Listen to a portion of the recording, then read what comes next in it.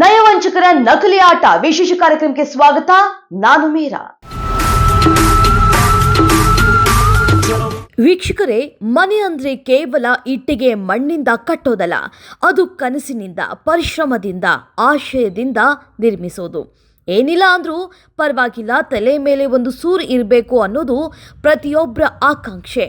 ಹಾಗಂತ ಮನೆ ಕಟ್ಟಿದ ಮಾತ್ರಕ್ಕೆ ಅದು ನಿಮ್ಮದಾಗೋದಿಲ್ಲ. ಅದನ್ನು ನಿಮ್ಮದಾಗಿಸ್ಕೊಳ್ಬೇಕು ಅಂದರೆ ಅದು ಸರ್ಕಾರದ ನಿಯಮ ಮತ್ತು ನಿಬಂಧನೆಗಳ ಮೂಲಕವೇ. ಒಂದು ವೇಳೆ ನೀವೇನಾದರೂ ಮನೆ ಕಟ್ಟೋ ಆಲೋಚನೆಯಲ್ಲಿ ಮೈ ಮರೆತು ಎಡವಿದ್ರೆ ಹೊಟ್ಟೆ ಮೇಲೆ ತಣ್ಣೀರು ಬಟ್ಟೆ ಗ್ಯಾರಂಟಿ. ಯಾಕಂದರೆ ರಾಜ್ಯದೆಲ್ಲೆಡೆ ನಕಲಿ ದಾಖಲೆಗಳನ್ನು ಸೃಷ್ಟಿಸಿ ಬಡಾವಣೆಗಳನ್ನು ಪರಿವರ್ತಿಸಿ ಕರ್ನಾಟಕ ಭೂ ಕಂದಾಯ ಅಧಿನಿಯಮದ ಕಾನೂನು ಕಾಯ್ದೆಗಳನ್ನು ಗಾಳಿಗೆ ತೂರಿ ಲಾಭ ಮಾಡುವ ವಂಚಕರೇ ಹೆಚ್ಚಾಗಿದ್ದಾರೆ. ನಕಲಿ ಬಡಾವಣೆಗಳ ಬಗ್ಗೆ ಎಚ್ಚರ ಎಚ್ಚರ.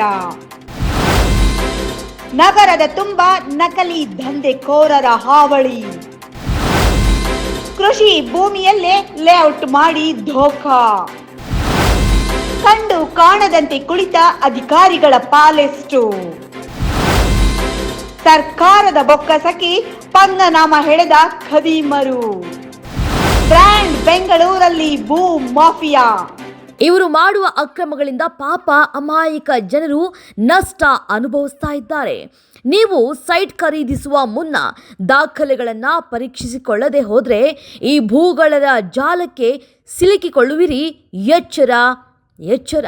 ಜನಸಾಮಾನ್ಯರ ಕಣ್ತಪ್ಪಿಸಿ ಕೃಷಿ ಭೂಮಿಯನ್ನು ಯಾವುದೇ ಭೂ ಪರಿವರ್ತನೆ ಮಾಡದೆ ಆ ಭೂ ಪ್ರದೇಶದಲ್ಲಿ ಅಕ್ರಮವಾಗಿ ಲೇಔಟ್ಗಳ ನಿರ್ಮಾಣ ಮಾಡಿ ಸರ್ಕಾರಕ್ಕೆ ಮತ್ತು ಸಾರ್ವಜನಿಕರಿಗೆ ವಂಚಿಸುವುದಕ್ಕೆ ಮುಂದಾಗಿದ್ದ ಪ್ರಕರಣವನ್ನು ನಿಮ್ಮ ಮುಂದೆ ತೆರೆದಿಟ್ಟಿದೆ ಪ್ರಜಾಧ್ವನಿ ಟಿವಿ.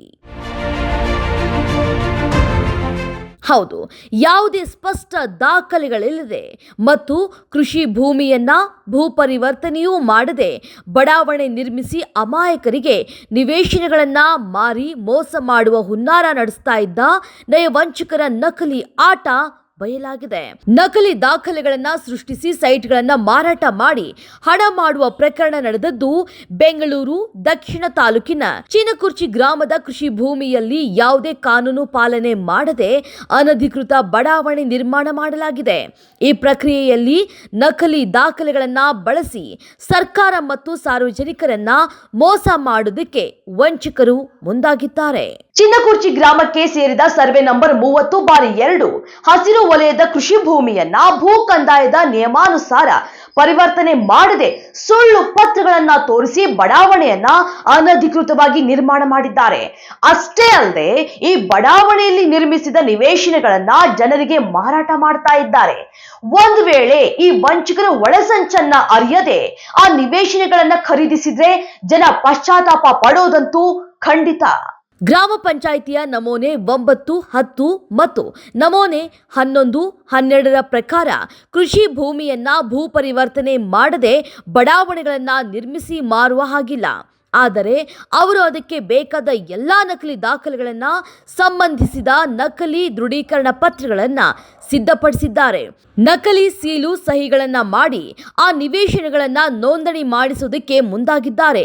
ನೋಂದಣಿಗೆ ಬೇಕಾದ ಎಲ್ಲ ನಕಲಿ ದಾಖಲೆಗಳನ್ನು ಸಿದ್ಧಪಡಿಸಿ ಸುಮಾರು ಬಡಾವಣೆಗಳನ್ನು ಅನೇಕ ಸೈಟ್ಗಳನ್ನು ಮಾಡಿ ಅನಧಿಕೃತವಾಗಿ ಮತ್ತು ಕಾನೂನು ಬಾಹಿರವಾಗಿ ಮಾರಾಟ ಮಾಡೋದಕ್ಕೆ ಮತ್ತು ನೋಂದಣಿ ಮಾಡಿಸೋದಕ್ಕೆ ಅರ್ಹತೆ ಇಲ್ಲದ ಜಾಗವನ್ನ ಯಾವುದೇ ಅಡೆತಡೆ ಇಲ್ಲದೆ ಮಾರಾಟ ಮಾಡುತ್ತಾ ಸರ್ಕಾರದ ಕಣ್ಣಿಗೆ ಮಣ್ಣೆರಚಿ ಜನಸಾಮಾನ್ಯರಿಗೆ ಮೋಸ ಮಾಡ್ತಾ ಇದ್ದಾರೆ.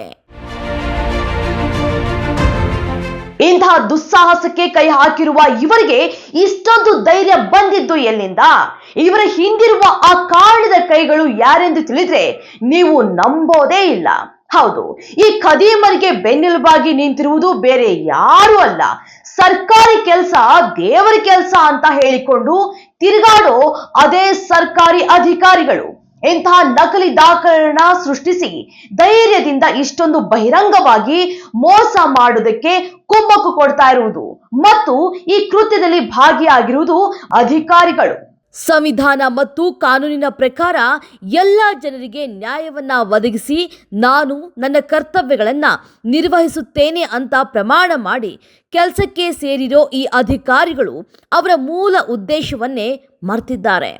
ಬರುವ ಸಂಬಳ ಸಾಲದು ಅಂತ ಗಿಂಬಳಕ್ಕೆ ಆಸೆಗೆ ಬಿದ್ದು ಅಪರಾಧಗಳನ್ನು ತಡೆಯುವುದರ ಬದಲು ಅವರೂ ಸಹ ಈ ಕೃತ್ಯದಲ್ಲಿ ಶಾಮೀಲಾಗಿದ್ದಾರೆ.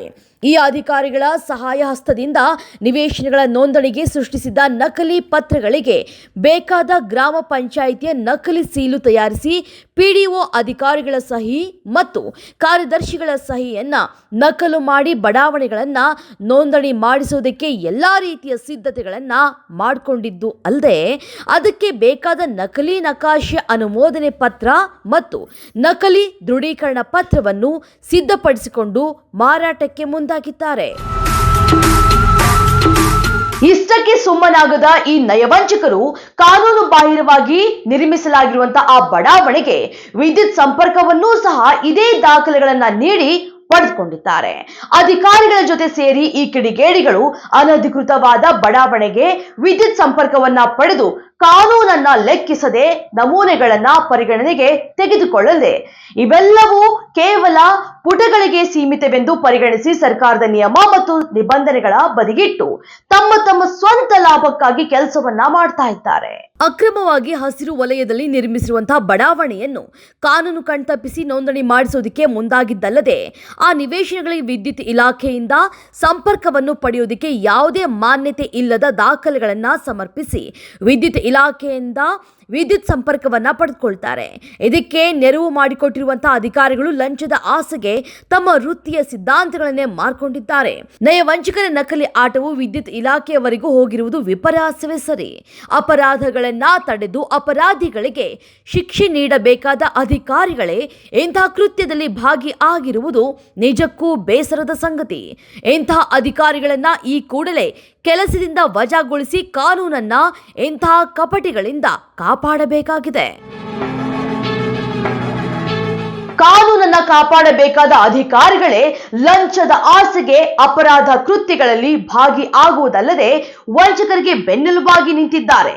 ಕಾನೂನು ಬಾಹಿರ ಬಡಾವಣೆ ನಿರ್ಮಿಸ್ತಾ ಇರುವಂತಹ ಭೂಮಾಲೀಕರಿಗೂ ಮತ್ತು ನಕಲಿ ದಾಖಲೆಗಳನ್ನು ಸೃಷ್ಟಿಸುವುದಕ್ಕೆ ಸಹಕರಿಸಿದ ಅಧಿಕಾರಿಗಳಿಗೂ ತಕ್ಕ ಶಾಸ್ತಿಯಾಗಬೇಕು ಅಂತ ಪಣತೊಟ್ಟ ಪ್ರಜಾಧ್ವನಿ ಟಿವಿ ಬೆಂಗಳೂರು ದಕ್ಷಿಣ ತಾಲೂಕು ಕೆಂಗೇರಿ ಹೋಬಳಿ ಕೆ ಗೊಲ್ಲಹಳ್ಳಿ ಗ್ರಾಮ ಪಂಚಾಯಿತಿ ಕಾರ್ಯಾಲಯಕ್ಕೆ ಪತ್ರವನ್ನ ಬರೆದು ನಕಲಿ ಸಹಿ ಮತ್ತು ನಕಲಿ ದೃಢೀಕರಣ ಪತ್ರಗಳಿಂದ ನೋಂದಾಯಿಸಿ ಚಿನ್ನಗುರ್ಚಿ ಗ್ರಾಮದ ಸರ್ವೆ ನಂಬರ್ 30/2ರಲ್ಲಿ ನಿರ್ಮಿಸಿದ ಬಡಾವಣೆಯನ್ನ ತೆರವುಗೊಳಿಸಿ ವಿದ್ಯುತ್ ಸಂಪರ್ಕ ಕಡಿತಗೊಳಿಸಿ ಅಪರಾಧಿಗಳ ಮೇಲೆ ಕಾನೂನು ಕ್ರಮ ಕೈಗೊಳ್ಳುವಂತೆ ಮನವಿಯನ್ನ ಮಾಡಲಾಗಿತ್ತು. ಪ್ರಜಾಧ್ವನಿ ಟಿವಿ ಬರೆದ ಪತ್ರವನ್ನ ಪರಿಗಣಿಸಿದ ಕೆ ಗೊಲ್ಲಹಳ್ಳಿ ಗ್ರಾಮ ಪಂಚಾಯಿತಿ ಕಾರ್ಯಾಲಯ ವರದಿಗೆ ಹಿಂಬರಹವನ್ನ ಕಳಿಸಿಕೊಡುತ್ತೆ. ಆ ಪತ್ರದಲ್ಲಿದ್ದ ಸಂಪೂರ್ಣ ವರದಿ ನಿಮ್ಮ ಮುಂದೆ. ಅನ್ಯಾಯ ಮತ್ತು ಅಕ್ರಮವಾಗಿ ಬಡಾವಣೆ ನಿರ್ಮಿಸಿರುವುದನ್ನ ಪ್ರಶ್ನಿಸಿ ಸಂಬಂಧಪಟ್ಟ ಗ್ರಾಮ ಪಂಚಾಯಿತಿ ಅಧಿಕಾರಿಗಳಿಗೆ ಪ್ರಜಾಧ್ವನಿ ಟಿವಿ ಬಡಾವಣೆಯನ್ನ ತೆರವು ಮಾಡಿಸಿ ಅಂತ ಪತ್ರ ಬರೆಯುತ್ತೆ. ಈ ಮನವಿಯನ್ನ ಪರಿಗಣಿಸಿದ ಬೆಂಗಳೂರು ದಕ್ಷಿಣ ತಾಲೂಕು ಕೆಂಗೇರಿ ಹೋಬಳಿ ಗ್ರಾಮ ಪಂಚಾಯಿತಿಯ ಉತ್ತರ ಹೀಗಿದೆ. ಈ ಬಡಾವಣೆಯ ವಿದ್ಯುತ್ ಸಂಪರ್ಕ ಕಡಿತಗೊಳಿಸುವುದಕ್ಕೆ ತಮ್ಮ ಮನವಿಯಲ್ಲಿ ಉಲ್ಲೇಖಿಸಿದ್ದು ಸದರಿ ಚಿನ್ನಕುರ್ಚಿ ಗ್ರಾಮದ ಸರ್ವೆ ನಂಬರ್ 30/2ರ ಜಮೀನು ಕಂದಾಯ ಇಲಾಖೆ ಸೇರಿದ್ದು ಸದರಿ ವಿಚಾರವನ್ನ ಕಂದಾಯ ಇಲಾಖೆಯಲ್ಲಿ ಚರ್ಚಿಸತಕ್ಕದ್ದು ಹಾಗೂ ಈ ಜಮೀನಿನಲ್ಲಿ ನಿರ್ಮಿಸಿರುವ ಬಡಾವಣೆಗೆ ನಮ್ಮ ಗ್ರಾಮ ಪಂಚಾಯಿತಿ ಯಾವುದೇ ನಮೂನೆ 9, 10, ನಮೂನೆ 11, 12ಗಳನ್ನು ವಿತರಣೆ ಮಾಡಿರುವುದಿಲ್ಲ. ಮುಂದುವರೆದು ಸದರಿ ಜಮೀನಿನಲ್ಲಿ ನಿರ್ಮಿಸಿರುವಂತಹ ಬಡಾವಣೆಗೆ ವಿದ್ಯುತ್ ಸಂಪರ್ಕ ನೀಡುವುದಕ್ಕೆ ನಾವು ಯಾವುದೇ ಎನ್ಒಸಿ ನೀಡಿಲ್ಲವಾದ್ದರಿಂದ ಹಾಗೂ ಈ ಬಡಾವಣೆಯ ಕಂದಾಯ ಇಲಾಖೆಗೆ ಸೇರುವುದರಿಂದ ನಾವು ಬೆಸ್ಕಾಂ ಕಚೇರಿಗೆ ವಿದ್ಯುತ್ ಸಂಪರ್ಕ ಕಡಿತಗೊಳಿಸೋದಕ್ಕೆ ಪತ್ರ ಬರೆಯೋದಕ್ಕೆ ಬರುವುದಿಲ್ಲ. ತಾವುಗಳು ಈ ಬಡಾವಣೆಯ ವಿದ್ಯುತ್ ಸಂಪರ್ಕದ ಬಗ್ಗೆ ಬೆಸ್ಕಾಂ ಇಲಾಖೆ ಅಧಿಕಾರಿಗಳನ್ನ ಸಂಪರ್ಕ ಮಾಡೋದಕ್ಕೆ ತಮಗೆ ಈ ಮೂಲಕ ತಿಳಿಸಿದೆ ಅಂತ ಹಿಂಬರಹದ ಪತ್ರದಲ್ಲಿ ಬರೆಯುತ್ತಾರೆ. ಅಪರಾಧ ಎಲ್ಲೇ ನಡೆದ್ರೂ ಯಾರೇ ಮಾಡಿದ್ರು ಅದು ಅಪರಾಧವೇ.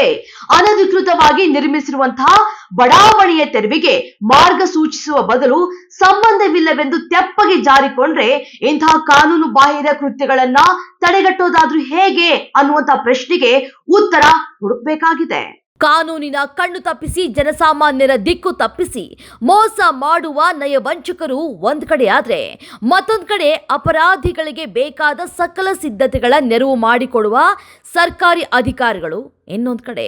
ಈ ಸಮಸ್ಯೆಯನ್ನ ನೀವೇ ಸಂಬಂಧಪಟ್ಟ ಇಲಾಖೆಗೆ ಪತ್ರ ಬರೆದು ನೀವೇ ಪರಿಹರಿಸಿಕೊಳ್ಳಿ ಎನ್ನುವುದು ಈ ಪತ್ರದ ಉದ್ದೇಶ ಎಂಬಂತೆ ಕಾಣುತ್ತೆ. ಇವರೆಲ್ಲರ ನಿರ್ಲಕ್ಷ್ಯತೆ, ಹಣದಾಸೆ ಹಾಗೂ ಪ್ರಭಾವಿಶಾಲಿಗಳ ಹಸ್ತಕ್ಷೇಪದ ಕಾರಣ ತೊಂದರೆ ಅನುಭವಿಸೋದಂತೂ ಸಾಮಾನ್ಯ ಪ್ರಜೆಗಳು. ತಮ್ಮ ಕನಸಿನ ಕೂಸೆಂದು ತಿಳಿದು ಕೂಡಿಟ್ಟ ಹಣದಿಂದ ನಿವೇಶನಗಳನ್ನ, ಮನೆಗಳನ್ನ ಖರೀದಿ ಮಾಡಿ ನಂತರ ಸಮಸ್ಯೆಗಳಿಗೆ ಗುರಿಯಾಗುತ್ತಿದ್ದಾರೆ. ಈ ಕುರಿತು ಸೂಕ್ತ ಕಾನೂನು ಕ್ರಮಗಳನ್ನು ತ್ವರಿತವಾಗಿ ಕೈಗೊಳ್ಳುವುದನ್ನು ಬಿಟ್ಟು ಇಂತಹ ಅನಧಿಕೃತ ಚಟುವಟಿಕೆಗಳಿಗೆ ಅಧಿಕಾರಿಗಳೇ ಬೆನ್ನೆಲುಬಾಗಿ ನಿಂತಿರುವುದು ವಂಚಕರಿಗೆ ಇನ್ನಷ್ಟು ಪುಷ್ಟಿ ನೀಡಿದಂತಾಗಿದೆ. ಈ ಬಡಾವಣೆ ಸಮಸ್ಯೆಗೆ ಸಂಬಂಧಪಟ್ಟಂತೆ ಉನ್ನತ ಅಧಿಕಾರಿಗಳು ತಕ್ಷಣವೇ ಕಾನೂನು ಕ್ರಮಗಳನ್ನ ಕೈಗೊಂಡು ಈ ಅನಧಿಕೃತ ಮತ್ತು ಕಾನೂನು ಬಾಹಿರವಾಗಿ ನಿರ್ಮಿತವಾಗಿರುವಂತಹ ಬಡಾವಣೆಯನ್ನ ತೆರವುಗೊಳಿಸಿ ಭೂಮಿಯ ಪ್ರಾಥಮಿಕ ನಿಯಮಗಳನ್ನ ಉಳಿಸಿಕೊಂಡು ಜನಸಾಮಾನ್ಯರು ನಷ್ಟ ಹೋಗುವುದನ್ನ ತಡೆಗಟ್ಟಲಿ ಮತ್ತು ಅಪರಾಧಿಗಳನ್ನ ಶಿಕ್ಷೆಗೊಳಪಡಿಸಲಿ ಎಂಬುದು ಈ ವಿಶೇಷ ವರದಿಯ ಉದ್ದೇಶ. ಮತ್ತೊಂದು ಕುತೂಹಲಕಾರಿ ಸಂಚಿಕೆಯೊಂದಿಗೆ ನಿಮ್ಮ ಮುಂದೆ ಬರ್ತೀವಿ. ಅಲ್ಲಿವರೆಗೂ ನೋಡ್ತಾ ಇರಿ ಪ್ರಜಾಧ್ವನಿ ಟಿವಿ.